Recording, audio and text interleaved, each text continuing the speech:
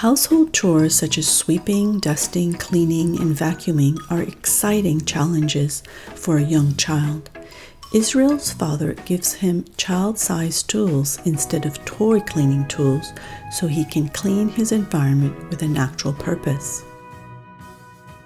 Asking Israel to vacuum around and behind the furniture is a fun, adventurous task for any 2-year-old. Cleaning and maintaining his house with his father helps Israel gain a sense of pride, accomplishment, and independence. He masters self-control, a difficult skill to learn.